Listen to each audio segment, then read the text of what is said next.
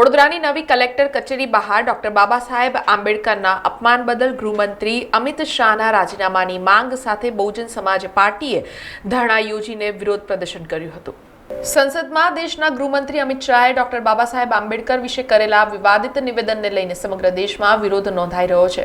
ત્યારે આજે વડોદરાની નવી જિલ્લા કલેક્ટર કચેરી બહાર બહુજન સમાજ પાર્ટી ગુજરાત પ્રદેશના મહાસચિવ અમિત ચાવડાની આગેવાની હેઠળ પોસ્ટર બેનર તથા સૂત્રોચ્ચાર સાથે ધરણા યોજી વિરોધ પ્રદર્શન કરવામાં આવ્યું હતું, જ્યાં ગૃહમંત્રી અમિત શાહના રાજીનામાની માંગણી બહુજન સમાજ પાર્ટી વડોદરાએ કરી હતી। દેશના અપમાનનો વિષય છે, ખૂબ દુઃખદ ભરી વાત છે।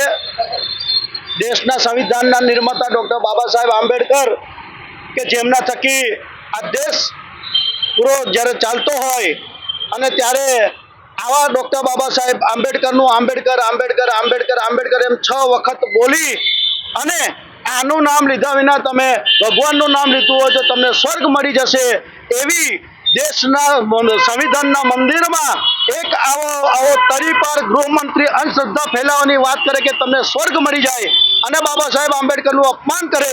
જ્યારે ધર્મનિરપેક્ષ દેશ હોય અને ધર્મનિરપેક્ષ દેશમાં સ્વર્ગ અને નર્કની વાત કરવી એ સંસદમાં એ એક ગુનો છે અને આવી વાત કરી અને લોકોને અને સંસદના લોકોને ગૃહમાં ગેરમાર્ગે દોરનાર આ તરીપાર ગૃહમંત્રી કે જેને ડોક્ટર બાબા સાહેબ આંબેડકરનું અપમાન કરેલું છે એના રાજીનામાની માંગ સાથે અમે અહીંયા બેઠેલા છીએ।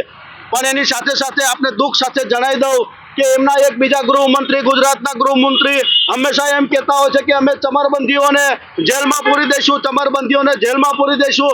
આ એવા ગૃહમંત્રીને હું પૂછવા માંગુ છું કે તમે એક બાળકીનું રક્ષણ પણ નથી કરી શકતા। આજે અમે એ બાળકીને પણ અમે બહુ હૃદયના દ્રવ્યથી અમે એને વંદન કરે છે। બિચારી બાળકીને બહુ જીવન જીવવું હતું, પરંતુ આ નરાધમોના કારણે, પરંતુ આ કાનૂન વ્યવસ્થામાં ફેલ ગયેલા લોકોના કારણે આજે બાળકી જીવ ગુમાવીને બેઠી છે।